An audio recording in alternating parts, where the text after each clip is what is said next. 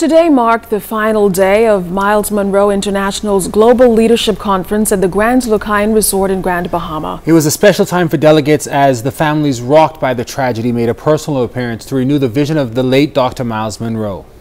Here's Joan Davis-Roll. Show of phenomenal strength as the grieving families emerged during the final hours of the Miles Munroe Global Leadership Conference here on Grand Bahama. It was an awe-inspiring moment, one which caught many by surprise, but one which also resulted in thunderous applause and a standing ovation. Delivering a prepared address during one of the darkest moments of his family's life was son, Chairo Munroe. I want you all to know that in spite of the recent tragedy that claimed the lives of my parents, Dr. Miles and Ruth Munroe, my uncle, Dr. Richard Pinder, our chief pilot, Captain Stanley Thurston, our first officer, Karen Cooper, our youth pastors, Lavard and Riddell Parks, their son, Johannan Parks, and their unborn child, and our dear friend, Diego Santiago. We all have comfort in knowing that God is in control. Munroe says that the sudden passing of members of his immediate family has left more questions than answers. But one thing is for certain, their hope remains in Jesus Christ, and their faith has not been shaken.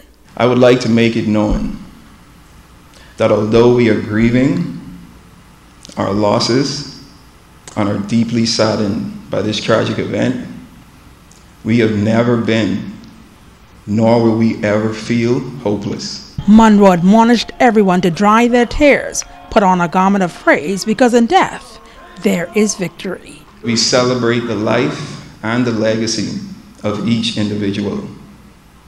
This tragedy does not mark the end of life, the end of a vision, the end of a journey, nor the end of a purpose, but it marks the new beginning of an era.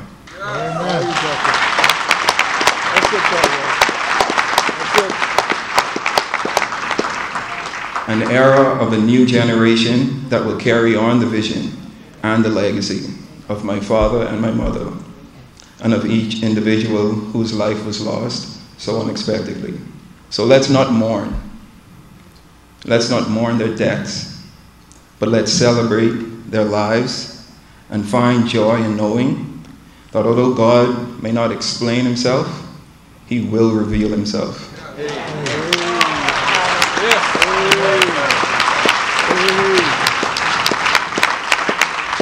In the words of my father, the greatest tragedy in life is not death, but it's a life without a purpose. Joan Davis-Roll, ZNS Network News.